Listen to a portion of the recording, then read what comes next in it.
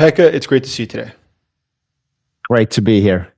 So, Pekka, you're well known, in fact, famous for not only analyzing Russian propaganda and Russia's methods around the world, but you also study social media. And looking at everything that's going on today, it seems like Russia is trying to have more influence in the world.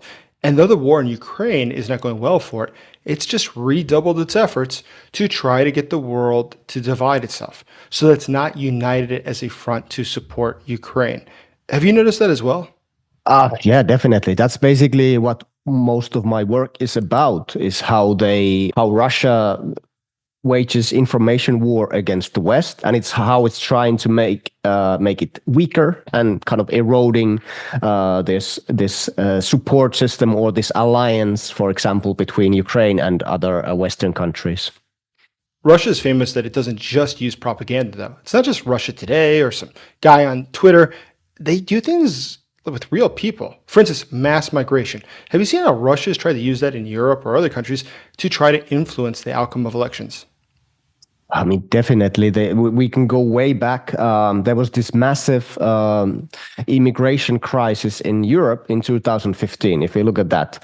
A lot of that was actually orchestrated by Russia. So they paid a lot of criminal organizations who then helped these immigrants come to Europe. Then they started doing a massive disinformation operation online, which basically emphasized the problems that these migrants will bring, like crime and so on. And what's the most cynical part about this? The whole migration crisis was actually created by Russia and al-Assad in Syria. So when they were bombing these civilians in Syria, it created these massive migration waves that started moving towards Europe. And Russia helped these people to come to Europe, and then they started information war against them. So it's an extremely cynical system, and they've been trying to do this. They are still trying to do this very much together with Belarus now, for example, in the borders of Estonia, Poland, Latvia, Lithuania. Also, they tried this with Finland, but Finland closed the border altogether. But they're still trying to push immigration into Europe because they know that it's a very divisive issue, and they have this massive information war machine that can then kind of make the issue seem even much bigger. Well, it certainly does seem that Russia does try to not only manipulate elections through things like propaganda, but doing things like mass migration. And Europe has some elections coming up, such as in the Czech Republic. Did you notice any sort of Russian influence there, or have you seen it recently in other countries like Romania, or what they're doing domestically in countries like Germany? I mean, if you look at if we still talk briefly about immigration, basically the rise of AfD is revolving around the issue of migration, and their popularity now is between 25 to 30%, which is really high. It's basically all based on this rhetoric about like anti-immigration rhetoric, and also we like Germany has been this massive target of Russian influence operations and disinformation operations, and yeah, as I said, AfD is basically the result of that. Of course, Romanian presidential election was also so the first round was actually cancelled due to massive influence operations coming allegedly from Russia. There was some proof of that. So there's this conspiracy theorist candidate who nobody knew before, who campaigned basically only on TikTok with zero budget. He got over 20% of the first round vote. And that was like a massive surprise to everyone. So, and then the Romanian intelligence figured out that there was a massive Russian campaign behind this, and the first round was cancelled. And then Russia picked another candidate, George Simeon, who also made it to the second round, but lost to a pro-EU candidate in the end. But still, they were pushing for these pro-Kremlin candidates on a massive scale. And they shared a lot of this rhetoric. So anti-immigration, they were also big supporters of various conspiracy theories and so on. So Russia is usually picking their candidates very carefully, and so that they share a lot of similar narratives. In Czech Republic, we are now seeing a shift towards pro-Kremlin. Well, maybe not as much pro-Kremlin stance, but more like anti-Ukraine. So they are supporting, they are against sending more military aid to Ukraine, for example, and they talk about peace negotiations, like we should promote more peace and so on, even though Russia doesn't show any sign of being interested in peace. You know, that is sort of an interesting point. And one of the things that many people don't realize is that Russia thinks very long term, including during the Soviet period. They'd plan years in advance how they'd influence the country. And migration highlights that. Think about the strategy to this. Not only are they engaged in destabilizing a country, such as Syria, where they're bombing cities, but then that creates a migration crisis. And they then use those migrants to manipulate elections in Western European countries, thereby being able to manipulate the domestic politics. They are able to decrease support for Ukraine, which then serves the strategic purpose of Russia in the immediate future. And overall, this isn't new for Russia. They've been doing this for years. What's the history to that? So there's a good interview of a man called Yuri Bezmenov. It's on YouTube. You can find it there. He was a KGB defector who defected to Canada, and he gave out this interview where he basically told how KGB is eroding trust and democracy within the Western countries. And he emphasized the point that these operations are often on a time scale of 15 to 20 to 25 years even. So the problem, for us in the West, we think short term, whereas Russians and the Soviets have always been more about the long-term planning. And this is something where we cannot cope with this kind of strategy. And they kind of stick to the course for a long time, and they are not really looking for these quick wins rather than looking for their long-term goals to be achieved. So this is something that we still don't really understand, and we are very bad at reacting to this kind of activities. So-called hybrid warfare and information warfare. And I think it's worth mentioning that every war starts with an information war. It started in Ukraine. It started many years before, for example, the annexation of Crimea. The information war and the demonization of Ukrainians started years before the actual conventional warfare. That's absolutely the case. And it is sort of incredible that Russia has maintained the same strategy for decades, and yet the West does very little to try to stop it. And Russia hides behind things like the free press or freedom of religion, when in fact it's manipulating those systems, those freedoms, to in fact just try to create more chaos in foreign societies. What are some examples of that, or have you noticed that as well? Definitely. And the one thing about Russia is that they don't like talking about Russia. They don't want to talk about their own country, because when you start talking about Russia, you quickly realize that it's not a very good country. Like, it's not democratic. You cannot, you take a piece of empty paper, you go outside and they arrest you. If you don't call it a special military operation, you call it war, they put you in prison for 8 years. So this is kind of like, this is the society Russia is, but they will never talk about it. They will not mention Russia, because they would rather frame the discussion so that they talk about the Western countries. So what are the problems of France? What are the problems of UK? What are the problems of Germany? Usually immigration, but also other problems, like the farmers' protests and whatnot. COVID vaccines, a massive Russian operation around that. So Russia doesn't talk about Russia, because when you start looking into more detail, it's a very, for example, they frame themselves to be very traditional conservative country, but they're extremely secular. They are not very religious, for example. So they create kind of this illusion, this lie of Russia, and then they refrain from talking about the real Russia. So that's an interesting point. And I think a lot of people don't realize is that Russia doesn't have just one position in its propaganda or its information warfare. It has multiple, infinite numbers of positions it takes, because the objective is really not necessarily to inform people that Russia is great or they should support Russia against Ukraine, but simply to divide foreign populations. It's very cheap and it's very effective. And something that Gerasimov has promoted for years. What have you noticed about that? So basically, what Russia does is that they push out multiple narratives that can even be contradicting. They can even be many of these narratives could actually be harmful to Russia, but it doesn't matter because let's take, for example, the Skripal poisonings. Like just a week after the Skripal poisonings, this former KGB agent was poisoned in I think it was Salisbury in the UK. So right after, Russia pushed over 20 different narratives around what had happened, and many of them were contradictory to each other, but it doesn't matter because you have 20 different stories. People get confused. What story is the truth? What should I believe in? And just starting fact checking all those stories, it takes a lot of time. And in the time of social media, this doesn't really if something takes long, it's basically irrelevant. So what is the first story that usually sticks? So it's stuck with the Nord Stream, for example. It's stuck with the down shooting of the Malaysian airplane MH17. Russia pushed the first story and it kind of sticks. Same with the Skripal poisonings. So they always try to come up with the first story, basically setting the agenda.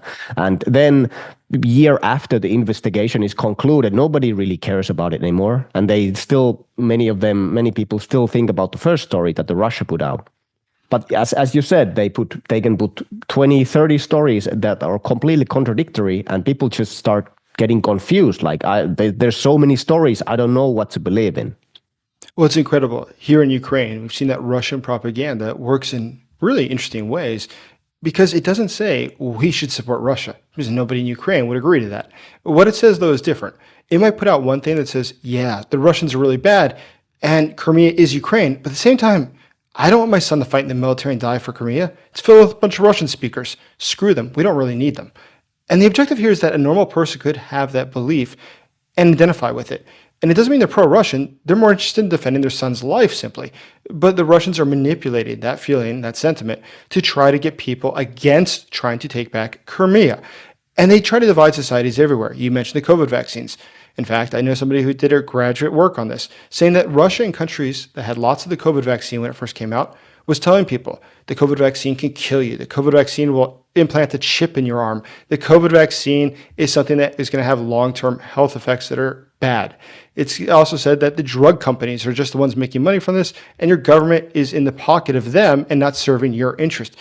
And the actual objective was to confuse people and to get them to turn against their government that was providing the vaccine. But at the same time, in countries that had no COVID vaccine or very little COVID vaccine, they'd say the government doesn't care about you. The government is not providing the vaccine because they've stolen the money. They're more interested in themselves, and they give themselves the vaccine, but they won't get it for you. So really, it's not about the COVID vaccine. It's how do you just divide the society and create chaos? Exactly. And this is also something very evident in the Russia-Ukrainian war that's waging today, is that they have different narratives for different populations. So the so-called neo-Nazi, the Ukraine is infested with neo-Nazis, is more targeted at the kind of left spectrum, political spectrum. So there's a lot of narrative around that. But also there's this NATO, it's a NATO proxy war narratives is more targeted towards to kind of right conservative side, like Mersheimer type of narrative, John Mersheimer. So NATO provoked the war in Ukraine, so Russia had to attack, this kind of narrative. So they basically tailor all these narratives to fit specific groups of people, and then they also try to make these groups to fight against each other. So there's a lot of infighting about this. But also, like you mentioned about the Ukraine, what has been since the beginning of the war has been this narrative that the Ukrainian leadership is corrupt. All the money is going to them. Why would you go and fight for these corrupt politicians and so on? But basically what they just did, they took the image or how Russia operates, and they just kind of tried to transfer they transferred that to the information war sphere. So, okay, Russia is this massive oligarchy where all the money goes to this small group of people, and then they try to frame it as Ukraine. So, which is kind of also a cynical approach. It is certainly. And the Russians, though, have been doing this for years and years, and they do it successfully. And it truly is remarkable how much influence they're able to have. They are able to influence other countries to do what Russia wants them to do. And what they do is just get the populations to stop thinking about international things, to stop thinking about Russia, or to stop thinking about Ukraine, and become much more self-focused on the problems here at home, the problems that I face. And then people just don't have the bandwidth to also be paying attention to these other things, such as what's going on in Ukraine. And so when we look ahead, what do you think we might be seeing in the near future? What else might Russia try to do? Well, we can already see that they are doing a lot of information operations in countries like Armenia. So there's a theory that they are trying to push a coup d'etat in Armenia. We will see some information warfare in Azerbaijan. Of course, they already have a massive influence in Georgia. They had a very big information influence campaign there, and now it's basically becoming yet another Belarus. We will see in Europe, we will see a lot of information influence operations around elections. That was evident in Poland, for example, with the presidential election. So the Poland they would never elect a pro-Kremlin president, of course, but they elected someone who's quite critical of Ukraine. There will be a lot of elections in the upcoming years, and Russia will probably be doing their shady stuff around most of this, where they see that they can actually have an impact. So Russia usually doesn't do any influence operations in countries where they don't really have where they cannot have an impact. Say Finland, it's very difficult to do these operations in Finland because we have a very good resilience against information and influence operations. We don't really have a pro-Kremlin or anti-Ukraine parties or just a handful of politicians. So it would be a waste of time and resources to actually try to conduct operations in these kind of countries. But for example, Germany, where people are still kind of looking for the good old times when there was plenty of Russian energy coming in and cheap energy and so on. This is a very fertile ground for information warfare. So they will definitely ramp up their operations there. They will also do it in countries like the UK and France. It seems that the Russians have been effective in Europe, because we see that Europe simply is not coalescing in the way that many had hoped to support Ukraine by sending tangible support, financial and weapons. And there's something that I've heard recently. I was just recently in the Baltic states, and I met there with a lot of decision makers, as well as with people who work in national security and diplomacy. And there was something that they talked about quite a bit, which is a fear that Russia would attack one of the Baltic states, or even Poland. But the objective would not be to take territory. They realize that's a war that Russia can't afford to get into at this point. And it certainly cannot get into a war with NATO. But the objective is different. The objective is simply, imagine this. They roll into a small little village somewhere in Lithuania, and they just hang out there for 12 hours, 18 hours, put up a Russian flag, and leave. Now, what would that achieve? Well, before 18 hours, NATO would not be able to respond. Very few militaries would be able to respond effectively in that period, but it would do something. It would change the narrative in Europe. Nobody would be talking about Ukraine. They'd be talking about, is NATO going to have a war with Russia? But also the people in those countries, what would happen with them? They would demand that their leaders get more of the things that they need to defend their countries. And that means that Ukraine would get less support. It would get less things to protect its skies, because those countries now do face a true threat from Russia that's been demonstrated. So it'd be a very cheap and effective way of getting the entire population to not support more aid for Ukraine. Not because they oppose Ukraine. The Russians don't try to convince people in the Baltic states to support Russia. That's not a great idea. But they can get those populations to become more inward looking. What have you noticed?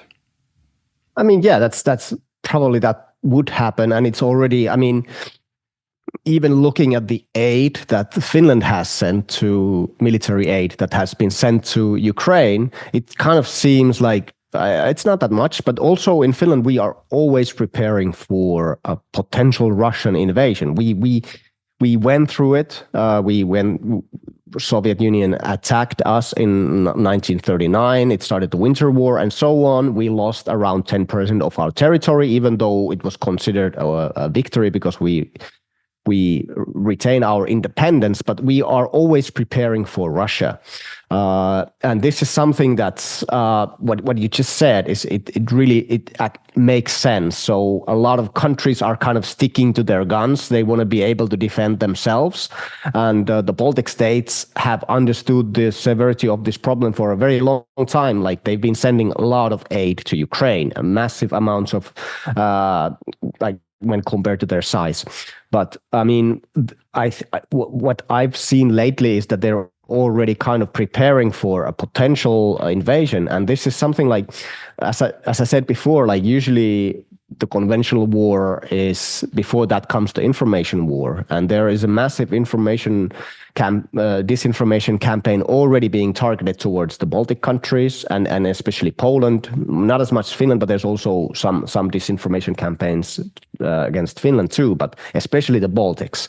So usually it could be a signal of something that, but you never know with Russia. They have this massive resources for information warfare, around $1.5 billion only on domestic information space. So how much are they spending outside of Russia? Nobody really knows, but it's probably at least the same amount. So yes, definitely. They are doing a lot of hybrid warfare in this space, and they try to. Their number one goal is to reduce or stop the military aid to Ukraine. That's basically what they're trying to do right now, and they'll use any tool in their toolbox to do that. And yeah, this is definitely one strategy. It could be utilized in for example, in the Baltic countries, maybe in northern Finland, for example, maybe even Norway. And the thing is, like, it wouldn't probably trigger Article 5. And that's kind of like they are not trying to make NATO to come together and kind of fight against Russia. They try to do these small scale operations and try to stop the aid going towards Ukraine. That is an incredible point. And a lot of people don't appreciate the fact that NATO is for military defense. But now as a Russia, information warfare is a part of its military strategy. It's a significant part of the military strategy. This is part of their plan post-World War II to avoid battles with real soldiers. It's much better if they can have quick little battles, quick little wars, but to focus more on how do you get foreign populations to do what you want them to do so they're not a threat. There's no need to actually have a war with NATO if you can get the NATO countries to be divided upon themselves, to not wish to help the other countries in NATO, to not wish to engage Russia in a way that would be bad for Russia. But let me ask you just one last question. You mentioned that your native Finland, Russian propaganda is not nearly as effective as it is in other countries. What is it? Are you taught in school how to detect disinformation, or how is it that the population is more aware of Russia's games? I mean, just the history is providing us a kind of a vaccine against Russian bullshit. Is they invaded us, and they started this invasion with a fake attack against their own troops. So they bombed their own troops, killed some soldiers, and they said, okay, it was the Finns. They invaded. Basically, the whole war started with a lie. And they said that Finland has a fascist government and so on. It's the same story we now see in Ukraine. So the history is kind of protecting us a little bit there. But also, we have a very good education system. And in this education system, we have integrated media literacy and critical thinking. So these are being taught already at a very early age, in preschool. Okay, what are the consequences of lying? What happens when you lie? And so on. And then from there, we start building up this kind of resilience against disinformation. So how do you verify sources? Don't believe everything you read online and so on. But of course, also in Finland, we are facing a crisis right now. So young people aged 13 to 18 half of them get their news from TikTok these days, which is a Chinese app. Nobody really knows how the algorithm works and what kind of content it gives you. So this is another crisis, and I think it also needs a new approach to information. So how do we teach, how do we adjust the education system that we can also kind of respond to this kind of threats? But Finland has been, throughout history, we have been very good at kind of integrating critical thinking and media literacy into education system. And it's a system that should be used in every European country. Otherwise, these countries will become very vulnerable to election interference, for example, and manipulation campaigns. We've seen this for example, we saw it in Romania. We also saw it in Germany. So I'm just gonna finish with an anecdote. I was in Germany. I was providing a presentation or like a panel. And I said, like, there are a lot of tools that can be utilized for countries that have a very low resistance to Russian disinformation. And I said, as an example, as Germany, and people just were completely outraged by this. They don't want to hear negative things about the country. But Germany is completely unprepared for information warfare, completely unprepared, because they don't have this kind of system in place, and they are not really doing anything to integrate it into their education system, for example. But yeah, I'll end there. That's quite worrisome. But Pekka, I appreciate your time today. Thank you. It was great fun.